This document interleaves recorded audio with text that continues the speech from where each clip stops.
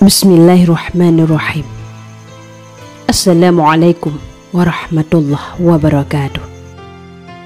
Kembali lagi di channel Pena Pencari Hikmah.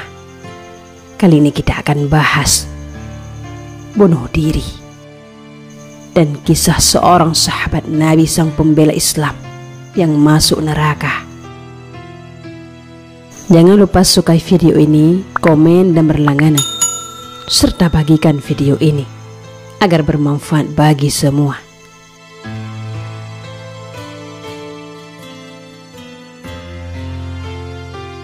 Bunuh diri salah satu cara yang digunakan hampir sebahagian manusia dalam keluar dari tekanan yang tengah memeras kehidupan.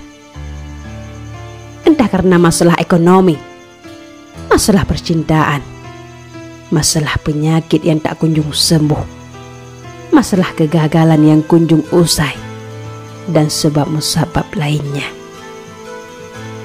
Maka tak heran dari tekanan inilah kadang manusia berpikir untuk menghentikan segalanya dengan cara keluar dari kehidupannya.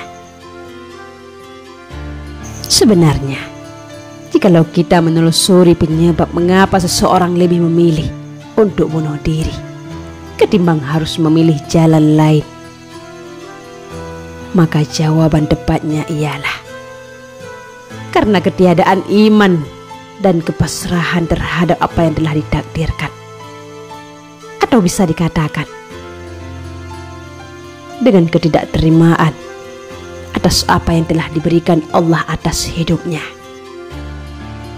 Sekalipun kita tahu bahwa setiap manusia pastinya memiliki titik lemah tersendiri, namun titik lemah itu pastinya akan kuat ketika hidup kita masih berpegang teguh pada keimanan dan ketakwaan. Karena pada hakikatnya yang namanya beban dan masalah tiap manusia berbeda-beda, namun sejatinya Allah tak akan membebani seseorang di luar kemampuannya.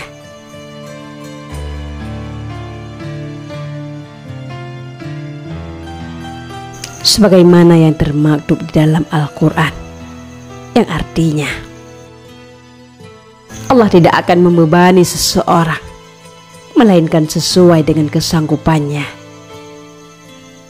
Dan percayalah bahwa beban itu tak akan mungkin abadi dalam kehidupan manusia, karena di balik masalah pastinya akan ada jalan. Sesungguhnya bersama kesulitan ada kemudahan. Meskipun seperti itu, telinga kita masih saja rajin mendengar kasus bunuh diri.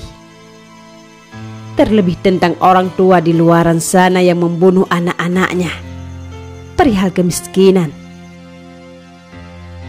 Lantas bagaimana Islam memandang perkara ini? Perlunya kita ketahui bahwa Islam sangat mengecam pelakunya dengan hukuman yang berat di neraka Jahim. Dan ada begitu banyak hadis yang menerangkan hal ini. Di antaranya ialah hadis riwayat Imam Al-Bukhari, Muslim, At-Tirmidzi, dan Imam An-Nasai, bahwasanya dari Abu Hurairah radhiyallahu anhu, Rasulullah sallallahu alaihi wasallam bersabda, siapa yang menjatuhkan diri dari gunung lalu ia terbunuh karenanya, maka dia ada di neraka Jahannam. Di neraka itu ia dijatuhkan secara terus-menerus tiada henti. Ia kekal di dalamnya dan selamanya. Barang siapa yang menengguk racun dan terbunuh karena racun itu, maka di neraka nanti racun itu ada di telinganya. Lalu ia terus-menerus menengguk racun itu. Ia kekal di dalamnya dan selamanya. Barang siapa melakukan bunuh diri dengan besi, maka besi itu ada di tangannya selama di neraka Jahannam. dan ia akan menghujamkannya ke perutnya terus menerus.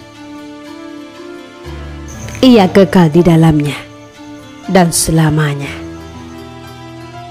Sehingga pada hadis rupanya menunjukkan bahwa dengan cara apa kita bunuh diri kelak, balasannya akan seperti cara itu. Baik itu menggantung diri, membakar diri, mencederai diri dengan kayu ataupun pisau, mencekik diri, ataupun dengan menembak diri sendiri.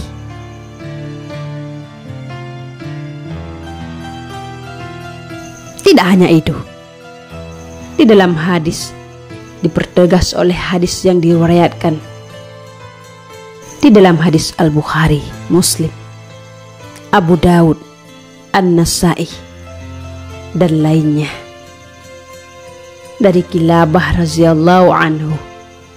Ia menceritakan bahwa Sabit bin Dahhah radhiyallahu anhu memberitahunya bahwa ia telah membaiat Rasulullah sallallahu alaihi wasallam di bawah pohon,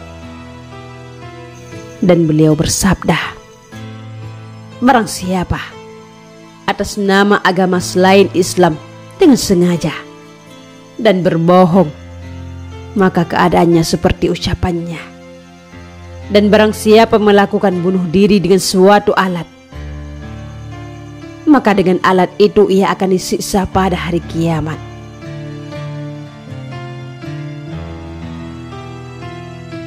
Sungguh betapa pedihnya bunuh diri itu. Bagaimana tidak? Itu karena Islam melihat masa depan seseorang yang berasal dari masa akhir hidupnya. Bisa saja selama hidupnya selalu beramal saleh, namun karena di akhir hidupnya yang malah mendapatkan ujian dengan tekanan hidup, maka tak ayal membuatnya bunuh diri, dan jadilah ia penghuni neraka.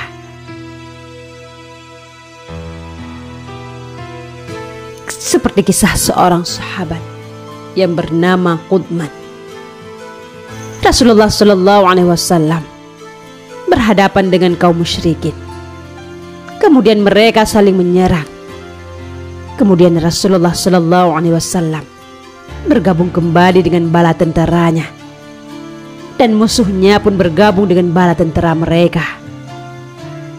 Di antara para sahabat Rasulullah sallallahu alaihi wasallam terdapat seorang lelaki yang bernama Qudman, yang tidak membiarkan satupun musuh yang keluar dari barisannya, kecuali jika Qudman mengejarnya dan memukulnya dengan pedang. Lantas para sahabat mengatakan, hari ini tidak ada seorang pun dari kita yang mendapatkan pahala yang lebih besar daripada Qudman. Namun Rasulullah SAW malah bersabda, sesungguhnya orang itu termasuk penghuni neraka. Mungkin di hati kecil kita sempat bertanya tentang mengapa sahabat yang begitu berani dengan pedangnya malah telah dipastikan menjadi penghuni neraka oleh Rasulullah SAW. Dan rupanya di akhir hidup Qudman, ia terluka parah dan melakukan bunuh diri dengan pedangnya. Wallahu a'lam bishawab. Mudah-mudahan ini bermanfaat bagi kita semua. Assalamualaikum warahmatullahi wabarakatuh.